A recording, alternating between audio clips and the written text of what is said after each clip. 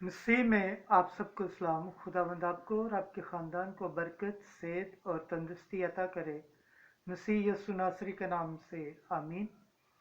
हमारे लिए आज की तिलावत शमूएल नबी की पहली किताब उसका 7 बाब 4 आयत से 17 आयत।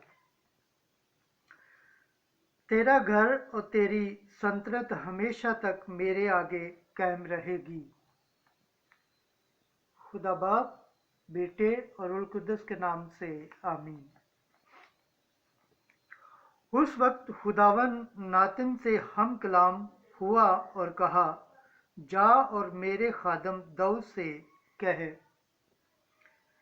खुदावन यूं फरमाता है, क्या तू मेरे रहने के लिए एक घर बनाएगा? जिस दिन से कि मैं बनी इसराइल को मिस्र से निकाल लाया, आज के दिन मैं किसी घर में नहीं रहा, बल्कि खेमे में और मस्कन में फिरता रहा हूँ। तमाम जगहों में जहाँ जहाँ मैं बनी इसराइल के साथ फिरता रहा, क्या मैंने इसराइल के कबीलों में से किसी को, जिसको मैंने हुक्म दिया कि मेरी कौम इसराइल की चौपानी करे, कभी कलाम करके कहा कि तुमने मेरे लिए सनोबर का घर क्यों नहीं बनाया? बस तू मेरे खादम दाऊद से कह कि रब्बुल फ़वाज यूं कहता है कि मैंने तुझे भेड़शाला में से भेड़ों के पीछे से लिया, ताकि तुझको अपनी कौम इसराइल का हाकिम बनाऊं।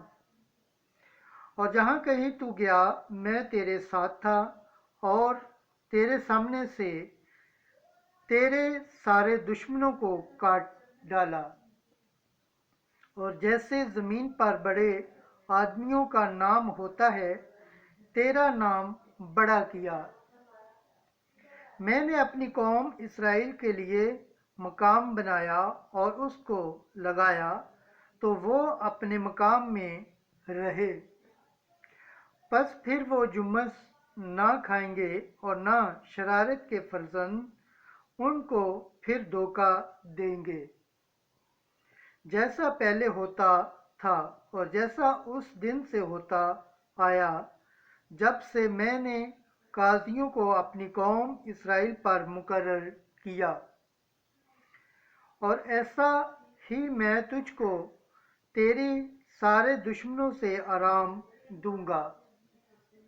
और खुदावंद तुझे खबर देता है कि वो तेरे लिए घर कायम करेगा। और जब तेरे दिन तमाम हो जाएं और तू अपने बाप दादा के साथ सो जाए, और जब मैं तेरे बाद तेरी नस्ल को जो तेरी सुलभ से होगी बर्पा करूँगा और उसकी सल्तनत को मुस्तकिल करूँगा, तो वो मेरे नाम के लिए एक घर बनाएगा और मैं उसकी सल्तनत के तख्त को अब तक बरकरार रखूँगा। मैं उसका बाप हूँगा और वो मेरा बेटा होगा। और जब वो बदी करे तो मैं उसकी आदमियों की लाठी से और बनी आदम के ताजियानों से तादीब करूँगा, लेकिन मेरी रहमत उससे जुदा न होगी, जैसा कि मैंने शाऊल से जुदा की, जिसको मैंने अपने चेहरे के सामने से दफा किया, बल्कि तेरा घर और तेरी सल्तनत हमेशा तक मेरे आगे कायम रहेगी और तेरा तख्त अब तक पायदार होगा। सो नातन ने ये सब बातें और ये तमाम रोया दाऊद को बताई। खुदावंद का पाक कलाम पढ़े और सुने जाने पर खुदावंद की बरकत हो, खुदावंद का शुक्र हो। आमीन। آج کا زبور پڑھا جائے گا، زبور 88، 4 آیت سے 5، 27 سے 30 آیت۔ جماعتی جواب: میں اس کے لیے ہمیشہ اپنی رحمت قائم رکھوں گا۔ میں نے اپنے برگزیدے کے ساتھ عہد باندھا ہے، میں نے اپنے بندے داؤد سے قسم کھائی ہے کہ میں تیری نسل کو ہمیشہ کے لیے مستحکم کروں گا اور پشت در پشت تیرا تخت قائم رکھوں گا۔ جماعتی جواب: میں اس کے لیے ہمیشہ اپنی رحمت قائم رکھوں گا اور میں اس کو پلوٹھا بناؤں گا، زمین کے بادشاہوں میں سب سے اعلیٰ۔ جماعتی جواب: میں اس کے لیے ہمیشہ اپنی رحمت قائم رکھوں گا۔ میں اس کے لیے ہمیشہ اپنی رحمت قائم رکھوں گا اور میرا عہد اس کے لیے استوار رہے گا۔ میں اس کی نسل دائمی بناؤں گا اور اس کا تخت ایام فلک کی مانند پائیدار بناؤں گا۔ جماعتی جواب: میں اس کے لیے ہمیشہ اپنی رحمت قائم رکھوں گا۔ خداوند کا پاک کلام پڑھے اور سنے جانے پر خداوند کی برکت ہو، خداوند کا شکر ہو، آمین۔ نعرہ حمد: ہاللویا، ہاللویا، ہاللویا۔ اے خدا فرما، کیونکہ تیرا بندہ سنتا ہے، ہمیشہ کی زندگی کی باتیں تیرے پاس ہیں۔ ہاللویا۔ آج کی انجیل مقدس مرکز کے مطابق 4 باب 1 آیت سے 20 آیت۔ ایک بیج بونے والا بیج بونے نکلا۔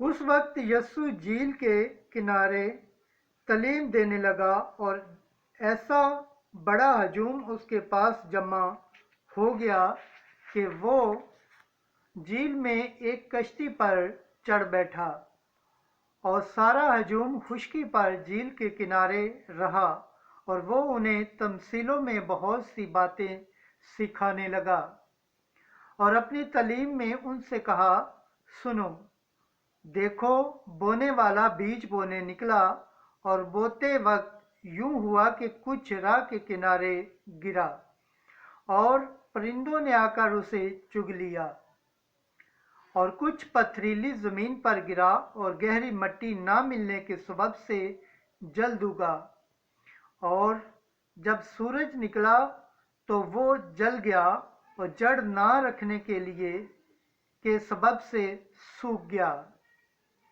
اور کچھ خاردار جھاڑیوں میں گرا اور خاردار جھاڑیوں نے بڑھ کر اسے دبا لیا اور وہ پھل نہ لایا، اور کچھ اچھی زمین میں گرا اور پھل دیا، یعنی وہ اگا اور بڑھا اور 30 گنا پھل لایا، اور کوئی 60 گنا اور کوئی 100 گنا بھی۔ پھر اس نے کہا، جس کے سننے کے کان ہوں وہ سن لے۔ اور جب وہ اکیلا رہ گیا تو انہوں نے جو ان 12 سمیت اس کے ساتھ تھے تمثیلوں کی بابت اس سے پوچھا، تو اس نے ان سے کہا کہ خدا کی بادشاہی کا بید تمہیں دیا گیا ہے، لیکن جو باہر ہیں ان کے لیے سب باتیں تمثیلوں میں ہوتی ہیں، تاکہ دیکھتے ہوئے دیکھیں پر نہ پہچانیں اور سنتے ہوئے سنے پر نہ سمجھیں، ایسا نہ ہو کہ رجوع لائیں اور مغفرت حاصل کریں۔ پھر اس نے ان سے کہا، کیا تم یہ تمثیل نہیں سمجھے؟ تو سب تمثیلوں کو کیوں کر سمجھو گے؟ بونے والا کلام بوتا ہے جو راہ کے کنارے ہیں، جہاں کلام بویا جاتا ہے، یہ وہ ہیں کہ جب انہوں نے سنا تو شیطان فوری آ کر اس کلام کو جو ان میں بویا گیا تھا اٹھا لے جاتا ہے، اور اسی طرح جو پتھریلی زمین میں بوئے گئے، یہ وہ ہیں جو کلام کو سن کر جلد خوشی سے قبول کر لیتے ہیں لیکن اپنے میں جڑ نہیں رکھتے، بلکہ چند روز میں اور جس وقت کلام کے سبب سے مصیبت یا اذیت برپا ہوتی ہے تو فوری ٹھوکر کھاتے ہیں۔ اور دوسرے وہ جو خاردار جھاڑیوں میں بوئے جاتے ہیں، یہ وہ ہیں جو کلام سنتے تو ہیں مگر دنیا کی فکریں اور دولت کا فریب اور چیزوں کا لالچ حائل ہو کر کلام کو دبا دیتا ہے اور وہ بے پھل رہ جاتا ہے۔ اور جو اچھی زمین میں بوئے گئے یہ وہ ہیں جو کلام کو سنتے ہیں اور قبول کر کے پھل لاتے ہیں، کوئی 30 گنا، کوئی 60 گنا اور کوئی 100 گنا۔ انجیل مقدس کے وسیلہ سے ہمارے گناہ معاف کیے جائیں۔ اے مسیح تیری ستائش ہو۔ خداوند کے پاک کلام پڑھے اور سنے جانے پر خداوند کی برکت ہو۔ خداوند کا شکر ہو، آمین۔ خدا باپ، بیٹے اور روح القدس کے نام سے آمین۔